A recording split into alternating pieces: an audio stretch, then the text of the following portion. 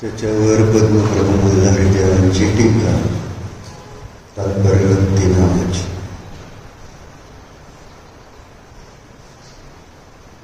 त्यांनी मंगलाचरण केलं. मंगलाचरण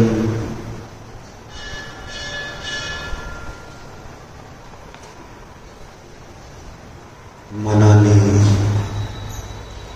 वचनाने आणि काय तिन्ही प्रकारे केलं जाऊ शकतं.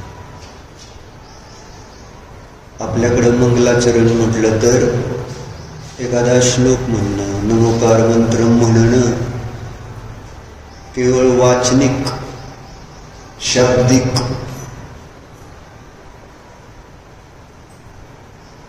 असा त्याचा रूढ अर्थ आपण केलेला आहे. मंगलाचरण म्हटल्यानंतर पाया पडल्यावर तुम्ही मंगलाचरण झालं असं वाटतं का तुम्हाला? वाटेल का तुम्हाला? वाटायला पाहिजे का न? मी पाया पडलो म्हणजे मी मंगल आचरण केलंय.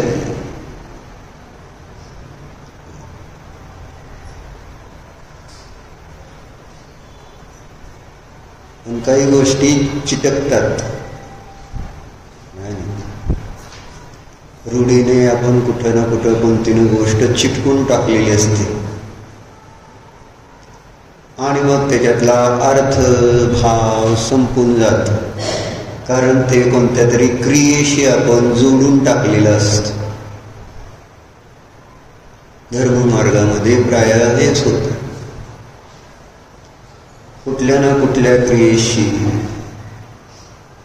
धर्माला जोडून टाकणं आणि त्या रूपाने क्रिया झाली तर धर्म झाला आणि त्या रूपाने क्रिया नाही झाली तर ते कार्य झालंच नाही, अशी आमची मान्यता आहे. पूजनाचा अर्थ पण आपण त्याच पद्धतीने करतो ना. पूजन काय? कशा मुलांचं पूजन? मग पूजा कशाची चिटकून टाकली आपण? पूजेचा अर्थ तुम्ही नमस्कार केल्यावर पूजा झाली का असं तुम्हाला वाटतं का? त्याला मी पूजा मानणार का? ती पूजा आहे का?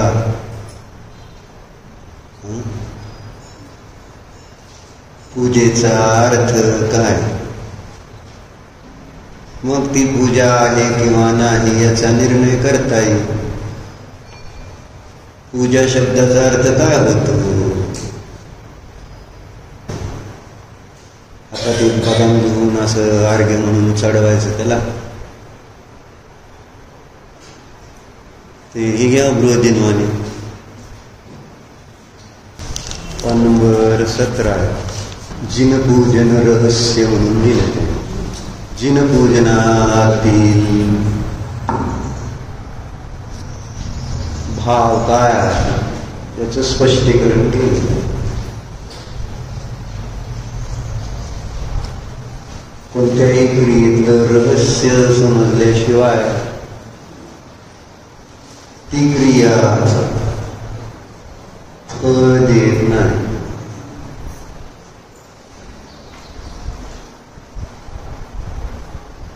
ती क्रिया आनंद देत नाही. समजलं पाहिजे ना त्या क्रियेतलं रहस्य. व्यापार उद्यम करताना ती एक क्रियाच आहे ना व्यापाराची. काय रहस्य आहे ते यातलं तर तुम्ही सांगा. रहस्य काय? कोणतं रहस्य त्या व्यापाराच्या क्रियेमध्ये असतं? हे माहिती नसताना व्यापार होईल का? आपल्याला त्याच्यातलं रहस्य माहिती आहे जर तर आपण त्याच्यामध्ये मन वचन कायाने प्रवृत्ती करतो आणि ते आपल्याला ओझ वाटत नाही. त्याच्यामध्ये किती वेळ गेला याचं सुद्धा आपल्याला भान नसतं. कुठल्याही क्षेत्रात जाऊन ते कार्य करायला आम्ही तयार असतो. प्रिया गुजरातवर नाही तर आपण तेच करतोय. गुजरातमध्ये पण तेच केलं आणि इथे येऊन काय करतो? क्षेत्र बदललं म्हणून क्रिया सुटली का?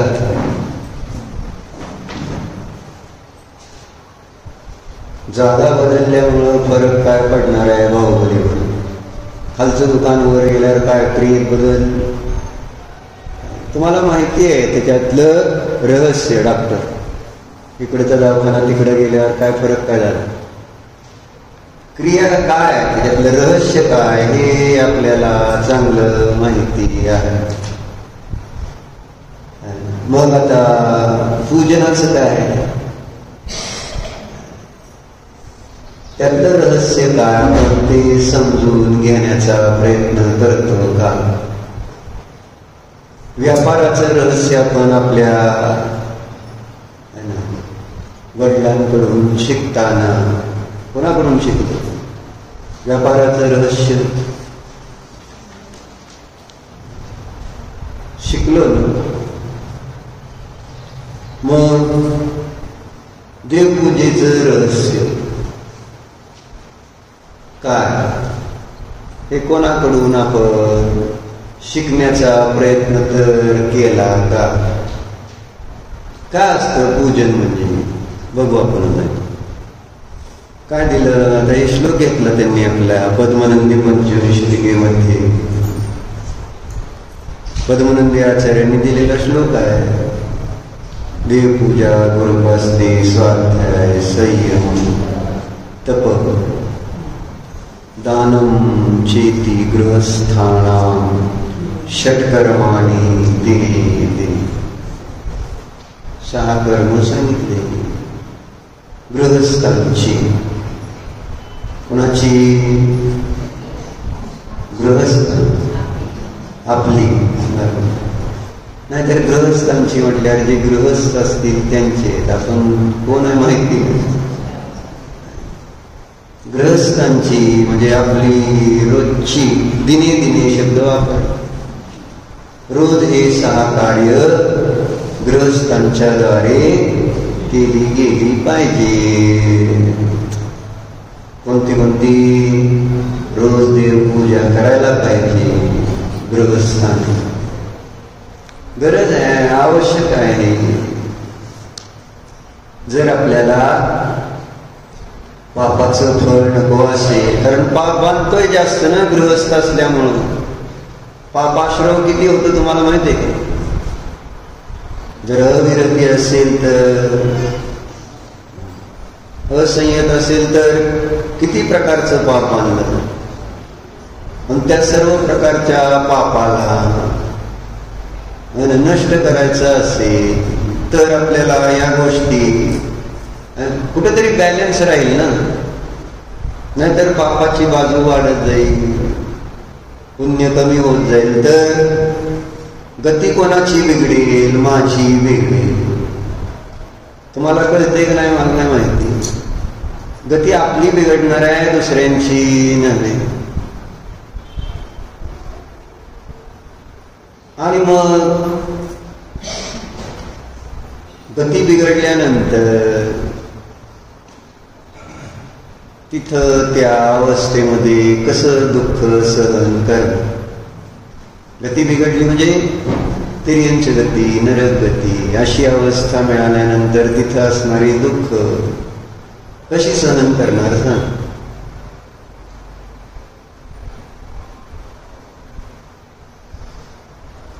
असू दे. म्हणून विचार करायला काय हरकत नाही. कारण एक मान्यता असते विचारात, मी फार कष्ट करतो अभिजित, आहे ना. विचारामध्ये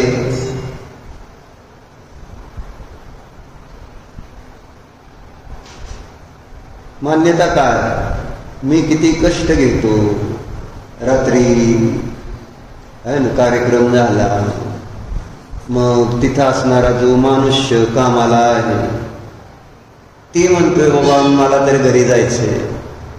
मी काय आता तुमचा कार्यक्रम झाल्यानंतर तिथं असणारे इव्हेंट आहे, लोक आहेत, ते सगळं सामान काढून येणं करणं, मग थांबायला लागते ना, कोणाला तरी थांबावं लागलं. आणि तिथला मनुष्य जो दिवसभर असतो तो काय म्हणतो, मी काय थांबत नाही. आणि मालक काय म्हणतो, मग मैं हूं ना, तुझं मी आहे किती टेन्शन, माझं काय काम आहे. मग आता संध्याकाळ झाली, दिवसभर दुकानदारी केली, आता मला ते काम करायला मला वेळ आहे, तू जा घरी जा. आणि मग तिथं रात्रीचा पण दिवस करतो. दिवस तर दिवस होतोच, आणि रात्रीचा दिवस म्हणजे किती वाजले तिथं काय म्हणजे किती वाजता जायचं म्हटलं तरी काय नाही, 9ला जायचं म्हटलं तरी तयारी, कुठं तिकडं कामावर. आणि तेच जरी एखादं धर्माचं कार्य 9 वाजता आलं, रात्री 9ला, पाहुणे आलेले चालत नाही तर धर्माचं असल्यावर कसं चालायचं. रात्री 9 नंतर सुद्धा तयारी, बाबा नाही आता संपलंय, कारण दिवसभर तेच केलंय. सकाळी उठल्यापासून सकाळी 7 वाजता त्याचं चालू होतं काम. 7ला चालू होतं का 6:30ला पण होतं. म्हणजे दूध आणल्यापासून मी दूध आणतो, त्यानंतर मग फोन इकडं तिकडं करून तिकडची कामं करत करत करत त्याचा दिवस संध्याकाळचे 7:30 कधी वाजते, 7:30 वाजले तरी लिखापडी करून आहे ना 8:30-9 वाजले तरी कळत नाही. आणि परत असं एखादं तिकडचा कार्यक्रम असला तर 9ला पुन्हा त्याच उत्साहाने, उत्साह असं कमी नाही झालेला, मला हे म्हणायचं उत्साह पूर्ण. मग 9ला जाऊन सुद्धा परत 9:30, 10:30, 11, 11:30 किती वाजले माहिती नाही, पण तयारी तिथं ते काम करायची, कष्ट.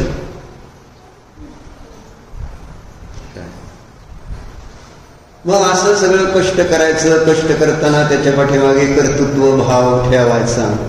आणि मग परत कोणी विचारलं नाही, आहे ना, जर आपण एवढं कष्ट केलं आणि आपल्याला कोणी विचारलंच नाही, मनामध्ये काय भाव, आपण एवढं सगळं करतोय आणि ह्यांना साधं विचारायचं पण नाही, कधी आला, काय झालं, काय नाही, आहे ना, का वेळ लागला, भावना ही असते.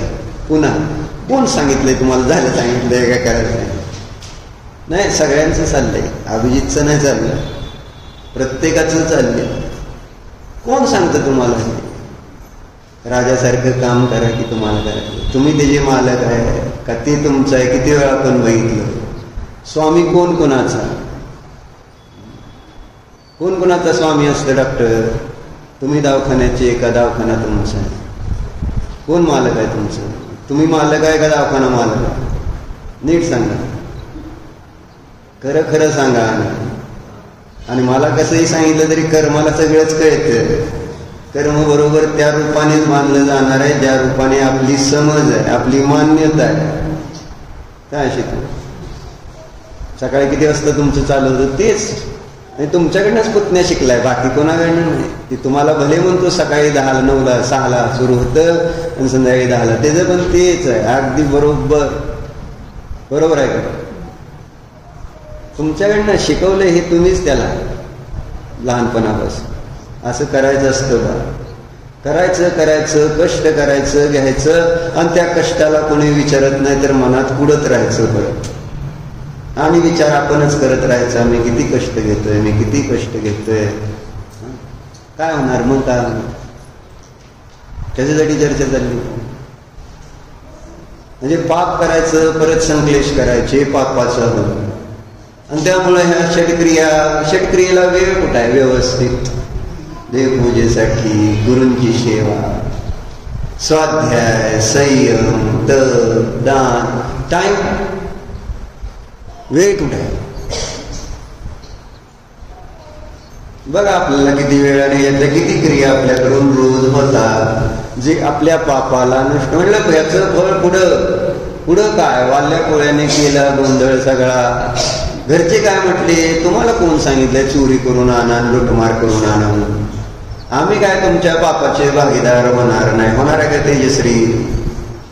पापाचा भागीदार होणार आहे का त्याच्या? आणि होणार म्हटलं तर होणार आहे. त्याची आई होईल, आईला चालतंय. पापाचं भागीदार त्याच्या बरोबर आहे का? कर, अजून कर, अजून कर, अजून कर. धनप्रिय आहे, पोरगा प्रिय नाही. कष्ट करायचे.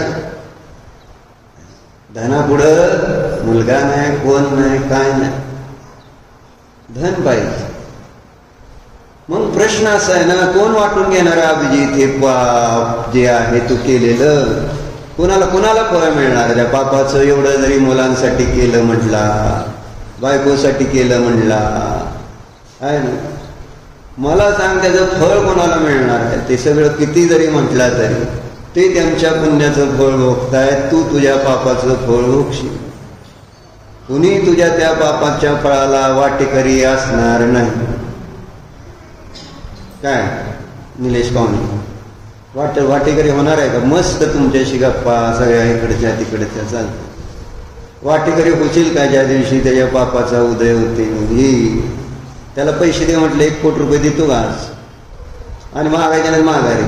आधीच तर म्हणतो सारखं तुम्ही लयचं जर लुटलो म्हणजे असं त्यांचं म्हणणं नाही. आता काय माहिती ना तुमच्या घरात काय झालंय ते वाटण्या करताना. मग देणार आहे का असंच? काय देत नाही आपण. आणि त्याचं पाप कशाला वाटून घेणार आहे आपण? कुणी घेत नसतं. फक्त आपणच कल्पना करायच्या, कारण आपली तिथं रुची आहे म्हणून ते कष्ट घेतोय. दुसरं कोणी म्हटलं नाही तुम्हाला ते कर म्हणून. दुसरं कोणी जबरदस्ती करू शकत नाही. जसं धर्म करायला कोणी जबरदस्ती करू शकतं का कुणाला? विचारा बायकांना. तुम्ही तुमच्या नवऱ्याला धर्म करण्यासाठी जबरदस्ती करू शकता का? काय सगळे जितक्या म्हणून बायका येत्या सगळ्यांची नवरे येतात का? काय माने खाली मान घातली करता येते का जबरदस्ती? किंवा नाही यावंच लागल, नाही तर स्वयंपाक करणार नाही म्हणा. आज बघून नाही म्हणणार. बघ किती चांगले आहेत आपल्या माहिती. आणि काय बिचाराने म्हणजे ते लोक दारू पिऊन मारतील बायकांना, आणि आपली पुन्हा आपल्या बायकांना धर्म न करून. हे धर्म न करणं हा एक प्रकारचा मार नाही का वाटत तुम्हाला? माझा नवरा शास्त्राला येत नाही असं तुम्हाला मारल्यासारखं वाटतं का त्यावेळेस? दारू पिऊन मारलं काय आणि मंदिरात शास्त्राला तुमचं धर्माचं कुठलंही काम ऐकलं नाही तर तुम्हाला मार बसल्यासारखं वाटत नाही? आणि मार खाऊन सुद्धा तुम्ही त्यांची सेवा करता का नाही?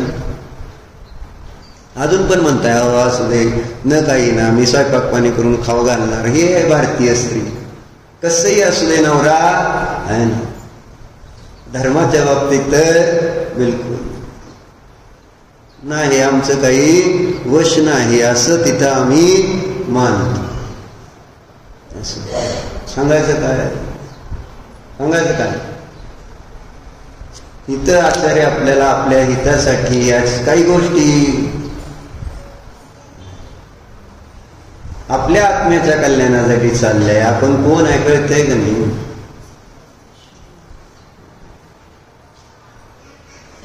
कोण आहे आपण? काय रे निशांत?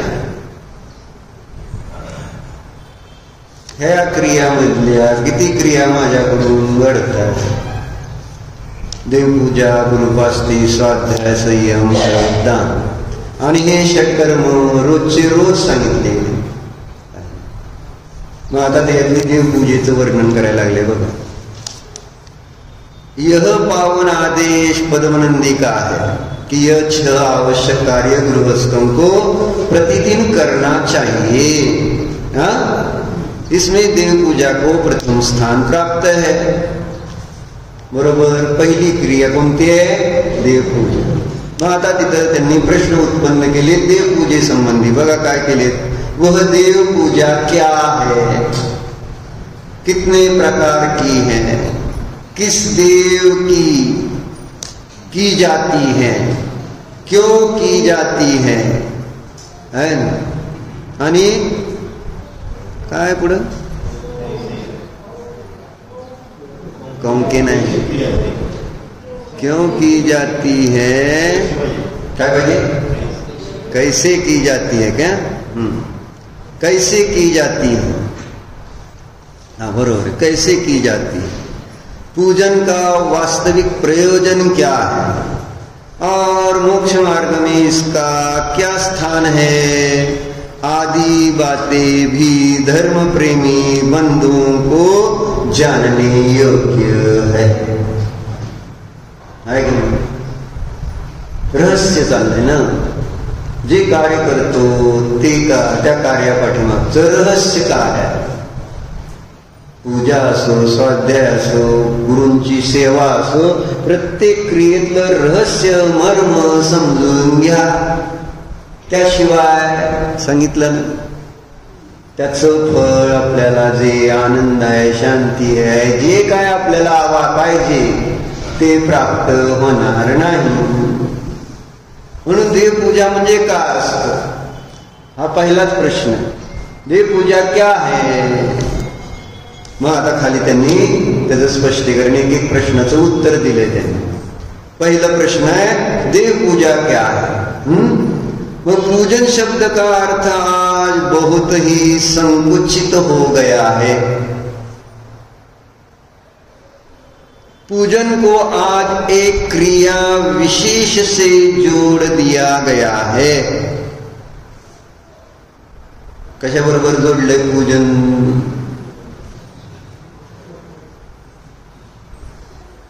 पूजन कशाशी जोडलं गेलं? कोणत्या क्रियेशी पूजनाला जोडलं गेलं? स्वाध्यायाला आला तर पूजन झालं का नाही झालं? गुरूंची सेवा केली तर पूजन झालं का नाही झालं? संयम पाळला, तप केलं, दान दिलं तर पूजन झालं का नाही झालं?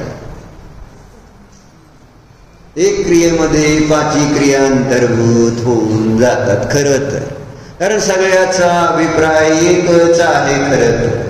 म्हणून बरं झालं सांगितलं. आता आम्ही देवपूजा केली, आम्हाला बाकी 5 क्रिया करायची गरज नाही. तुम्ही सांगितलं पूजा म्हणजे स्वाध्याय, पूजा म्हणजे गुरुची सेवा आहे, पूजा म्हणजे आशा का की बरं का है ना. पूजा म्हणजे सगळं काही असं सांगितल्यानंतर मग झालं की आम्ही पूजा केली म्हणजे सगळं काही केलं. ज्याला प्रमादी जीव अशा प्रकारचा अभिप्राय काढून स्वैराचार करू शकतो. आणि असा स्वैराचार आमच्याकडून धर्मक्षेत्रात होतो, कर्मक्षेत्रात नाही. कर्मक्षेत्रात असं होतं तिथं प्रत्येक कार्यक्रम लग्नामध्ये वेगवेगळा झालाच पाहिजे का नाही? काय एका कार्यक्रमामध्ये सगळे कार्यक्रम इन्क्लूड झाले तर चालतील पियुष पाहुणे? नाही चालत ना. प्रत्येक कार्यक्रम वेगळाच घ्यावा लागतो. नक्की करायपासून अगोदर नक्की करायचा कार्यक्रम वेगळा, नक्की करायच्या आधी बघायचा कार्यक्रम वेगळा, नक्की नंतर आधी बघायचं.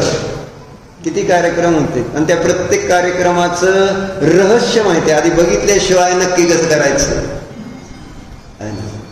मग नक्की झालं तर झालं की आता काय लग्न म्हणजे नक्की केलंय म्हणजे लग्न झालं असं मानून परत कशाला पुढचे सगळे कार्यक्रम. साखरपुडा घ्यायला पाहिजे का नाही घ्यायला पाहिजे.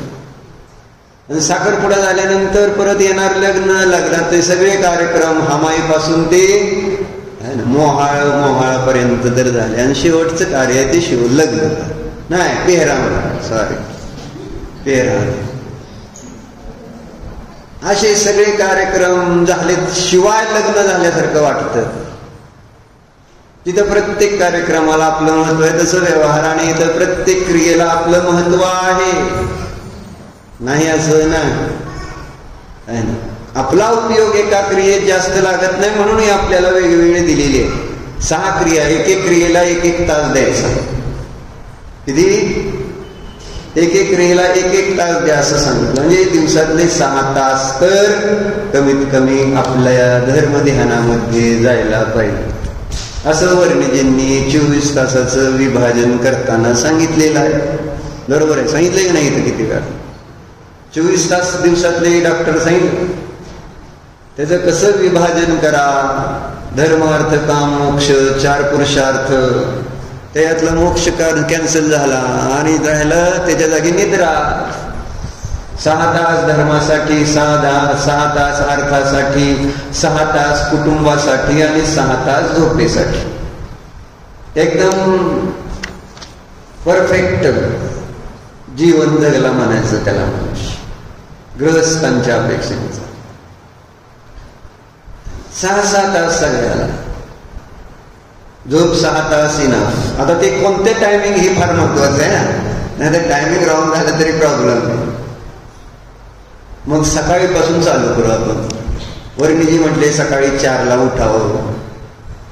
सकाळी 4 ते 10 पर्यंत धर्मी ध्यान नाही धर्म पुरुषार्थ. सकाळी पहाटे 4 ते 10 पर्यंत म्हणून मी 10 पर्यंत घेतो, बाकी काय नाही. कारण माझं 4ला सुरू झालेलं असतं, 10 नंतर मग मी रिकाम होतो. माझे 6 तासाचं काम संपलेलं असतं. तुमचं बघा बाबा कुठून सुरू. 4 ते 10 काय धर्मीय ध्यान. त्याच्यामध्ये तुम्ही ध्यान करा, पूजन करा आहे ना. मग आहारदान आदी गुरूंची सेवा वयावृत्त ज्या प्रकारे, मग नियम व्रताचं जे काय पालन करतायत ते ध्यान म्हणजे स्तब झालं आणि त्यावेळेसच दान टाकलं, संपलं. 6 क्रिया 6 तासात होते. तसं तर होतील का नाही. 6 तास त्याच्यासाठी धर्मपुरुषा. नंतर 10 ते किती 6 तास 4 करेक्ट. 10 ते 4 अर्थपुरुषा पैसे. त्यावेळेस मग काय विचार करायचा नाही. एकदा आहे ना धर्मपुरुषार्थ झाला ना, आता 10 ते 4 अर्थच पुरुषार्थ करायचा. मध्ये काय कोणी बोलायचं नाही धर्माचं कशाच काय. बायकांनी पोरांनी सुद्धा ते 10 ते 4 दुसरं काय मध्ये येऊन डिस्टर्ब करायचं नाही. 10 ते 4 अर्थार्जनच करायचं. पुरुषांसाठी चालले बरं का. 10 ते 4 मग त्यात काय प्रॉब्लेम आहे. तो अर्थ पुरुषार्थ. 4 ते संध्याकाळी 10 तो वेळ आपल्या कुटुंबासाठी. 6 आवर्स कुणासाठी. आपण किती वेळ देतो बघा. आता ज्या कुटुंबासाठी तुम्ही म्हणताय मी पैसे मिळवतो, ते कुटुंब आहे कुठं, त्याच्यासाठी वेळ आहे कुठं आपल्याला. आहे का वेळ सांगा डॉक्टर. किती तास देता तुम्ही तुमच्या कुटुंब परिवारासाठी.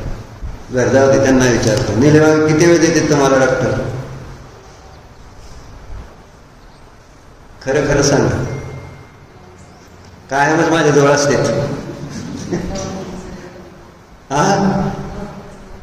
तुम्हाला किती वेळ देते हे विचारले का दवाखान्यात वेळ असतो म्हणून सांगितलं का तुम्हीच त्यांच्या जवळ दवाखान्यात असता. म्हणजे काहीतरी हे उत्तर तर पाहिजेच की. ओनली. आता 3 तास कमी झाले ना. 3 तास कोणते 3 तास जरा सांगा. 3 तास कंटिन्युअस 3 तास का दिवसात ना असं सगळे मिळून नाही, कॅल्क्युलेशन नाही दिलं तर 6. हे म्हटलं एक काम एकच.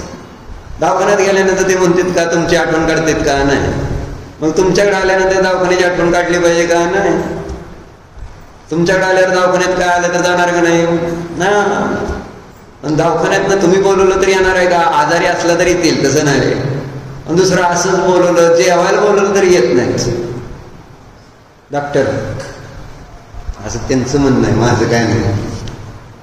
6 hours आहेत का तुमच्याकडं विरोबाई? नाही. कशासाठी करता संसार? मुलं बाळ कशासाठी? माझ्यासारखं ब्रह्मचारी तर राहायचं, मग दुकानदारी केली तरी काय प्रॉब्लेम नाही हो. म्हणजे तुम्हाला मागं काय किचकीच नसते राहिली की बायका पोरांची, कारण असते ना बायका पोरांची. तेजश्री सारखी किंवा तेजश्री म्हणजे पोरा अभिजितची पण म्हणते मधुर मिलनच त्यांना प्रिय आहे, मधुर आहे. म्हणजे त्याला त्यांनी ते मधुर मिलनला जीव म्हणतात. ते पप्पाचा जीव म्हणजे मधुर मिलन. घरात काय खर्च करायचा नाही, पण मधुर मिलनला पाहिजे तेवढा खर्च करू शकतो, असं सांगायचं तात्पर्य. मग बायका मुलं म्हणणार नाहीत का आम्हाला काय वेळ, तिकडं सारखं तिकडंच. दीपक कुठं वेळ? 6 hours. बघा तुम्हाला किती आनंद. आमचे दादा द्यायचे बाबा, आमच्या बाईला वेळ द्यायची, निवांत आनंद घ्यायचा सगळा. रिटायर झाल्यावर तर मी म्हणतो, पण रिटायर व्हायच्या वयात मी दुसरं दुकान टाकतोय विरोबाई. रिटायर व्हायच्या वयामध्ये दुसऱ्या दुकानाची तयारी बाहुबली होईल. खालचं दुकान बंद होणार नाही, मी तुम्हाला सांगतो. वरचं चालू केल्यावर होणार आहे का? नाहीतर म्हणा मी दुकान बंद, वर गेल्यानंतर मी दुकानात बसणार नाही. म्हणा पंचवरुण साक्षीने लवकरात लवकर आपलं म्हणजे वरचं दुकान चालू करू, बाकी काय नाही. तर रिटर्न म्हणजे रिटायर झाले, तुमच्या आईला वेळ देता येईल, वाचून दाखवता येईल. का हो का स्वाध्याय वगैरे बाहुबली वय तुमच्याजवळ बसून वाचले केले, तुमची सेवा आहे ना, भजन कीर्तन मंदिरात आणणं करणं जर केलं तर तुम्हाला आवडेल का? नाही आवडेल ना. लवड बोलताय. आजकाल बायकाच सांगायला लागलेत सारखं वर काय बसतो मिलन म्हणून, जाई दुकानात गिराय काय. आणि ते नसलं तर मी येऊन बसते, तुम्ही जावा मी दुकानात बसते. बायकांना असणार का नाही का? आता आम्ही जेव्हा जाताना तू दुकानात येऊन बसत नाही. बसते तर बसतच म्हणावं ना, नाही म्हणायचं काय, कबूल तर कायच करायचं नाही. म्हणजे सांगायचं दुकान बंद नाही झालं पाहिजे, असं आहे परिग्रहाचं. सरिताताई बरोबर आहे का? जास्त वेळ कुठं दिसताय?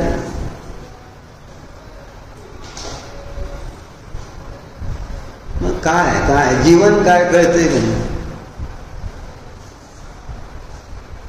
म्हणजे फॅमिली आहे तर फॅमिली लाईफ पण रोज पाहिजे का कधी कधी पाहिजे? मला सांगा, तुम्हाला कधीतरी फॅमिली लाईफ आहे, कधीतरी तुम्ही मग सगळे मिळून कुठेतरी फिरायला 4-8 दिवस जाणार कधीतरी, ते पण फक्त नवरा बायको, मुलं बाळ घेऊन नाही. आमचे लासरण्याचे डॉक्टर मात्र सगळं दवाखाना पण बंद, दुकान पण म्हणजे दुकान माहित नाही पण सगळं बंद करून सगळी पूर्ण फॅमिली, टेन्शन नाही. दवाखाना बंद करून जाणार काय सगळेजण? जाऊ मुलं आपलीच का दुसरे केली? आपलीच आहेत ना मुलं, मग त्यांच्याबरोबर नको.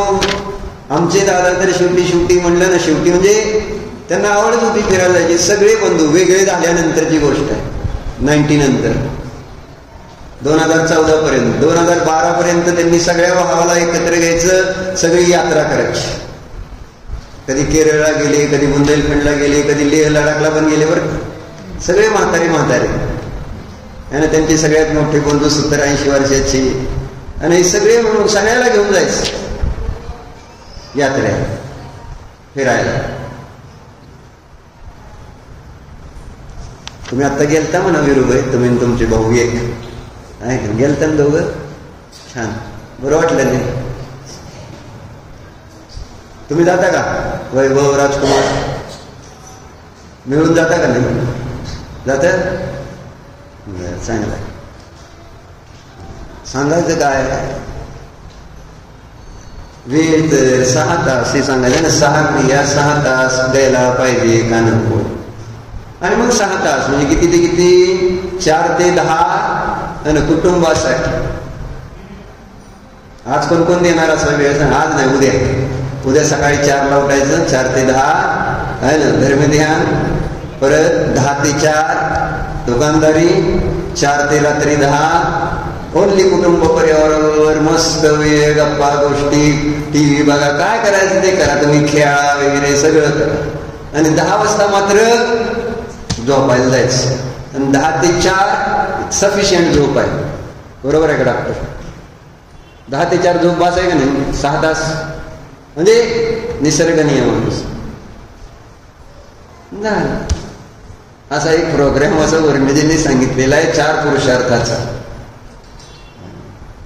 धर्मपुरुषार्थापासून सुरुवात, मग अर्थपुरुषार्थ, मग त्या ठिकाणी कुटुंब परिवार, आणि मग निद्रा.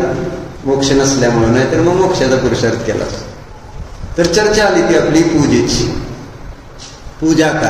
पूजन शब्द का अर्थ आज बहुत ही संकुचित हो गया है. पूजन को आज एक क्रिया विशेष से जोड़ दिया गया है, जबकि पूजन में पंच परमेष्टि की वंदना, नमस्कार, स्तुति, भक्ति तथा जिनवानी की सेवा व प्रचार प्रसार करना, जैन धर्म की प्रभावना करना, जिन मंदिर एवं जिन प्रतिमा निर्माण कराना आदि अनेक कार्य सम्मिलित है. पूजनामध्ये काय काय? म्हणजे पूजन अर्थात क्रिया विशेष मात्र नाही. म्हणजे अष्टद्रव्य घेतले आणि मग ते अष्टक घेतलं आणि ते म्हटलं म्हणजे पूजन झालं असं नाही. काल दुपारीच आपली चर्चा झाली ना, का परवा झाली? अष्टक काल झाली. अष्टकचा अर्थ मग इथं जी काय अष्टकांची रचना आहे तीच म्हणतो. एखादी जी काय आचार्यांनी भक्ती आणि भक्तांवरचे 8 श्लोक, कधी स्वयंभू स्तोत्रातले 8 श्लोक, कधी महावीर अष्टक म्हणून 8 श्लोक, असे कुठले कुठले भक्त्या ज्या आहेत त्या भक्त्या आपण म्हणून एक श्लोक म्हणून अर्घ्य चढवलं तर आपलं पूजन होईल का ना? पण असं कोण पूजन करतं का? हा माझा कालचा प्रश्न होता सगळ्यांना. पूजन म्हणजे ह्याच्यातलं काढायचं आणि त्याच्यामध्ये असलेले एखादं पूजन म्हणायचं, जन्मजरा मृत्यू नाश नाही जयमाला, त्याच्यानंतर ते महार्घ्य म्हणायचं, विसर्जन पाठ म्हणायचा, संपलं. आपलं कर्तव्य पूर्ण झालेलं आहे, एवढंच. आणि त्याचं नाव पूजन असं जोडून टाकलं. म्हणून इथं यांनी सांगितलं की पूजन को आज एक क्रिया विशेष जोड़ दिया गया है, जबकि पूजन में पंच परमेष्टि की वंदना, ते पण पूजन आहे. काय? कारण पूजनामध्ये दुसरं काय असतं? आणि आम्हाच्या भाषेत पूजेचा अर्थ काय? पू म्हणजे पवित्रता, आणि ज्या म्हणजे उत्पन्न करणे. परिणामामध्ये पवित्रता उत्पन्न करणारी क्रिया, त्याचं नाव पूजा. मग पंचपरमेष्टीची वंदना केल्यानंतर परिणामामध्ये पवित्रता उत्पन्न झाल्यावर पूजा झाली का नाही? झाली. त्यांना नमस्कार केला, परिणामामध्ये पवित्रता उत्पन्न झाली की नाही? झाली. तर पूजा. स्तुती केली, भक्ती केली आणि जिनवानीची सेवा केली, असं लिहिलंय की नाही? त्याला पण पूजनच म्हणतात. नाही तर जिनवानीची सेवा. जिनवानीची सेवा म्हणजे जिनवाणी ऐकणे, ही पहिली सेवा आहे जिनवानीची. पहिली सेवा कोणती आहे? जिनवाणी ऐकणे, हीच जिनवानीची खरी सेवा. बरोबर. जिनवाणीमध्ये जे रहस्य सांगितलेले आहेत त्याचं श्रद्धान करणे, ही जिनवाणीची सेवा. त्याच्यामध्ये जे आचरण सांगितलेलं आहे ते आचरण करणे, ही जिनवानीची सेवा. आणि तेच पूजन आहे. भाषित झालं म्हटलं, रूढीतनं बाहेर पडावं लागलं. नाहीतर त्या क्रिया म्हणजे बुद्धिपूर्वक कालपासून मी प्रयत्न करतोय. कालपासून काय, मधून अजून कधी कधी असा प्रयत्न केला जातो की नमोकार मंत्र 9 वेळा म्हणायचा आहे. कधी जाप सकाळी 1 माळ, संध्याकाळी 1 माळ केली जाते म्हणजे, आणि कधी प्रतिक्रमणाच्या प्रायश्चित्ताच्या माळा करतो. पण नमोकार 108 वेळ मंत्र म्हणताना माझं लक्ष कुठं तिथं राहिलेलं असतं. नमोकार मंत्र म्हणताना मला समजावून सांगावं लागतंय की माझ्या परिणामामध्ये हे नमो अरहंताणं म्हणताना शुद्धी यायला नको का. कारण नमोकार मंत्रामध्ये असं एक गुण आहे, नमोकार मंत्र म्हणजे एक गुण आहे त्याच्यामध्ये असा की ज्यामुळं काय घडतंय, अनेक प्रकारचे चमत्कार घडतात. जसं आहे ना, प्रयोग केलेले सायंटिस्टनी की पाणी घेतलं, पाणी साधं पाणी, what is water, water is a chemical आहे ना, केमिकल आहे. हे 2 केमिकल्स मिळून तयार झालेली एक क्रिया, हायड्रोजन आणि ऑक्सिजन या 2 वायू मिळून एक तयार झालेले एक केमिकल आहे. पण या केमिकल मध्ये गुण येऊ शकतेत का नाही, आणि ती गुण येतेत कुठून. कारण ते जर पाणी घेतलं आणि तुम्ही थोडंसं परिणाम अशुद्ध करा आणि एखाद्या झाडाला घाला, बघा काय होतं. आणि परिणामाची शुद्धी करा आणि नमोकार मंत्र म्हणा आणि मनापासून म्हणा नमोकार मंत्र, त्या पाण्यामध्ये विरुबाई गुण उतरतील का नाही. आणि ते पाणी तुम्ही टाकणं केलेच सायंटिस्टने हे प्रयोग. ते अजून सायन्सला पण हे रहस्य समजलं नाही की असं घडतंय कसं. आणि आपण इथं बघतो पण अनेक वेळा की त्या नमोकार मंत्राच्या प्रभावाने कितीतरी ठिकाणी कोणते कोणते चमत्कार घडलेले. काय आणि जेव्हा संकट येतं तेव्हा आपण मन लावून नमोकार मंत्र म्हणतो. आणि जेव्हा काही प्रॉब्लेम नाही त्यावेळेस तुम्ही नमोकार मंत्र म्हणा, आपल्याला ना अरिहंतांचं स्मरण होतंय ना त्यांना आपल्या मनापासून नमस्कार होतो. बघा, संकट आल्यानंतरच आहे ना, कोण मरायला लागलं, कोणाला बरं नाही आहे ना, त्यावेळेस सांगितलं बाबा नमोकार मंत्र म्हणा, काय हरवलंय काय झालंय, त्यावेळेस नमोकार मंत्र आपण मनापासून म्हणतो. म्हणजे असं कुठंतरी हे नमोकार मंत्र पापाचा नाश करणार आहे अशी त्याच्या पाठीमागची भावना करून म्हटलं जातं. आणि आता तुम्ही शास्त्र सुटल्यावर 9 वेळा नमोकार मंत्र सगळेजण म्हणता, काय सर्ग करता, त्या नमोकार मंत्रामध्ये काय भाव असतो, नमोरंदाण मस्ताण वर नमोजन मुळे सवसावनम 9 वेळा संपवायचे, पाया पडून धावा. नमोकार मंत्रामधल्या एका तरी परमेष्ठीचं स्मरण मला त्या 9 वेळा नमोकार मंत्रा 9 45 वेळा, कारण पंचपरमेष्ठीचं 9 वेळा आपण नमस्कार हे करतो स्मरण. मग आपण जेव्हा एक पंचपरमेष्ठीचं 9 वेळा झालं आणि सगळे मिळून मग असं ते पंचपरमेष्ठीचं एका तर आपल्या मनामध्ये भाव येतात का, गुण येतात का, की किती चांगले गुणवाले हे अरिहंत सिद्ध आचार्य उपाध्याय साधू आहेत, अरिहंतांना माझा नमस्कार असो. मग त्या अरिहंतांना कुठेतरी बुद्धीत घ्या, श्रद्धेत घ्या आणि विचारात घेऊन मग त्या अरिहंतांना नमस्कार केल्यानंतरचा आनंद फिलिंग, आणि ती फिलिंग मला पापाचा नाश करणारी आहे. आणि मग ती फिलिंग म्हटलं ते गुण आहेत, ते आत्म्यातले ते म्हणजे काय वेव्स, म्हणजे जे परिणाम आहेत ना, भाव, ते भाव त्याच्यामध्ये यायला पाहिजे आणि ते भाव आणावे लागतात.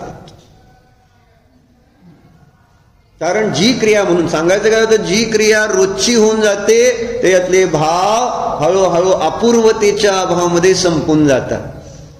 एकच गोष्ट पुन्हा पुन्हा पुन्हा पुन्हा केली आणि त्याच्यामध्ये आपण अपूर्वता पाहिली नाही, 30 म्हणजे गृहीतग्राही झाली, तर त्याच्यातलं आपल्याला काहीही फळ प्राप्त होत नाही. म्हणून आचार्यांनी न्याय ग्रंथांमध्ये स्पष्ट लिहिलंय, एक अपूर्व अर्थवालं ज्ञान आणि एक गृहीतग्राही ज्ञान आहे. 2 प्रकारचं ज्ञान. गृहीतग्राही ज्ञान मिथ्या सांगितलं त्यांनी. म्हणून उदाहरण दिलं, जसं एखादा छोटा मुलगा एखादा शब्द बोलायला शिकल्यानंतर तो शब्द एकदा बोलल्यावर आपण त्याचं कौतुक करतो. मग एकदा कौतुक केल्यानंतर त्याला कौतुक कळतं, ती पण जीव आहे, त्याच्यात अहम आहे, माझं कौतुक झालेलं कुणाला आवडत नाही. मग मी हा शब्द बोलला म्हणून यांनी कौतुक केलं, तो दुसऱ्यांदा बोलतो, तिसऱ्यांदा बोलतो, चौथ्यांदा बोलतो, 5व्यांदा बोलतो. त्यावेळेस अरे शांत बस की, का? कारण मला एका पहिल्या शब्दाने समजलेला आहे, झालेला आहे, त्याचा आनंद झालेला आहे, संपलं. पण परत परत तेच भाजी आवडली म्हणून 30 भाजी पुन्हा पुन्हा पुन्हा जर सारखी करून खाऊ घातली तर काय काय होईल? काय म्हणजे अपूर्वता लागते ना तिथं. तेच नाही चालत ना गृहीत ग्राही. तसं नमोकार मंत्र म्हणताना, पाया पडताना, पूजन करताना गृहीत ग्राहीपणा राहिला तर त्याच्यातला आनंद मिळणार नाही, आनंद संपून जाईल. नोटातला कधी आनंद संपतो का? 500च्या अशा तुम्हाला है ना, 500चे 100चे असे समजा 100 बंडल तुम्हाला मोजायला दिले, तुम्हालाच देणार. हे मोजले तर हे सगळे तुमचे. मोजायचे मोजणार का नाही? मोजल्यावर तुमचे 100 बंडल आहेत. 100 गुणिले 100 किती झाले? 10,000 ना. म्हणजे 10,000 नोटा मोजणार का नाही मोजणार? आणि तुम्हाला कंटाळेल का ती नोट मोजताना? ही माझं आहे, ही माझी नोट, ही माझी नोट, ही माझी नोट. अपूर्वता कशी काय येते तिथं? आनंद कसा येतो? कुठून काढला तो आनंद? इथं काय होतं? इथं पण अभ्यास करा, येणार आहे. येणार नाही असं नाही. तीच अरहंतांची मूर्ती बघितली तरी आनंद येणार आहे, तीच पूजा जरी केली तरी आनंद येणार आहे. फक्त तुमच्या परिणामामध्ये विशेषता पाहिजे. तुमचे परिणाम विशुद्ध. शिवभूती मुनी नुसतं तुष्माच भिन्न म्हटले तरी केवळ ज्ञान झालंय. होऊ शकतं, पण त्याच्यातला भाव महत्वाचा. म्हणून त्या मंत्रांमध्ये जादू आहे, रहस्य आहे. ते नमोकार मंत्र म्हटलं ना, कुत्र्याला जर ते नमोकार मंत्र जीवनभर ऐकवतंय तर त्याला स्वर्ग मिळतंय, तर काय रहस्य आहे त्याच्यामध्ये? ते रहस्य तर डोक्यात घेऊन नमोकार मंत्र म्हणा. एकदा सगळ्यांचा नियम हाच, एकदा मन लावून नमोकार मंत्र म्हणत. एकदाच म्हणा, पण मन लावून म्हणा. इथं किती बाकी किती वेळा पण म्हणा, ते मला काय अडचण नाही. पण असा एकदा म्हणा की ज्यामध्ये मला अरिहंत म्हणून निदान प्रतिमा तर आठवली पाहिजे. ती शांत मुद्रा, ते अनंत ज्ञान दर्शन सुखवीर्य जे तुम्हाला कळते, वीतरागता सर्वज्ञता, असं म्हणून त्या अरिहंतांना दृष्टीमध्ये, सिद्धांना, त्या लोकाच्या अग्रभागी सिद्धशिलेवर जन्म मरण रहित झालेला तो असा जीव, असं कुठेतरी त्याचं आचार्य उपाध्याय साधू या परमेष्ठींचं जी सेवा केली आपण, आहारदान आदी वयावृत्त या सगळ्या निमित्तात त्यांच्या संपर्क आलेला आहे. तर त्यांना कुठेतरी डॉक्टर घेऊन त्यांच्या गुणांना आठवून काय करायचं? अजून 2 मिनिटं काय म्हणायचं? नमोकार मंत्र म्हणायचा. बघा काय होतं ते. त्या नमोकार मंत्राची जी फिलिंग येईल ना तुम्हाला, ती फिलिंग तुम्हाला आज आनंद नाही दिली तर सांगा.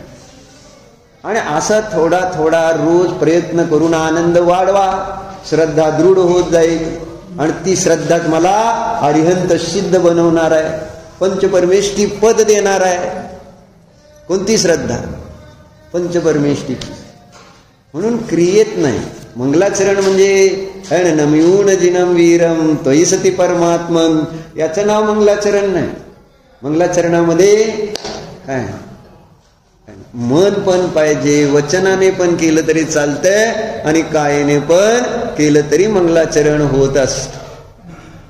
म्हणून कुठल्याही विशिष्ट क्रियेशी कुठलाही धर्म जोडायचा नाही, आणि जोडला तर त्यातला भाव मरू द्यायचा नाही. ओम नमः भो प्रभो मी मनोचन काय कृतकारिता नमोदन सर्व समारंभ आरंभ क्रोधमान माया लोभ प्रमाद इत्यादी विभांचर माझ्याकडून या भावात पूर्वभावात हृदयशास्त्र गुरु यांचा घेतलेल्या व्रतामध्ये अतिक्रम अतिचार अनाचार दोष लागले, केंद्रियापासून पंचेंद्रियापर्यंत ज्या काही जीवांची हिंसा विरह स्वाध्याय करीत असताना घडलेल्या या सर्व दोषाविषयी मी पश्चाताप व्यक्त करून क्षमा. हे माझे सर्व दोष मिथ्या हो, मी माझ्यामध्ये राहो. या सर्व दोषाविषयी मी प्रायश्चित्त.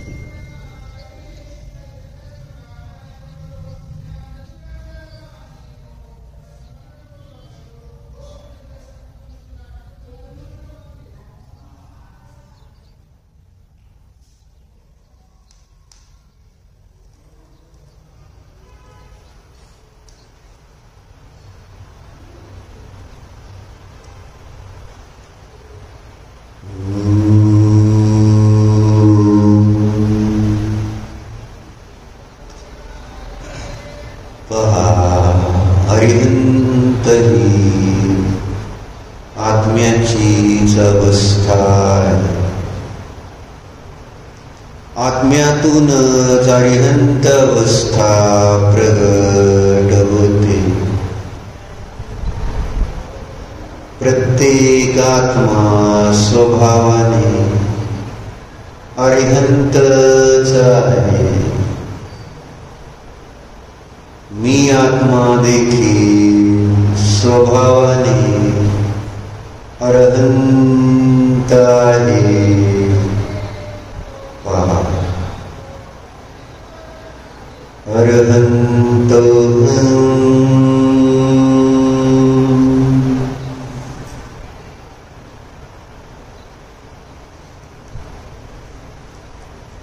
अरहंत स्वरूप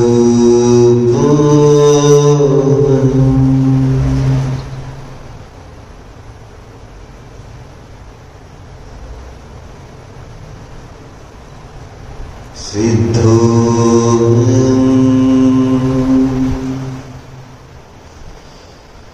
सिद्धो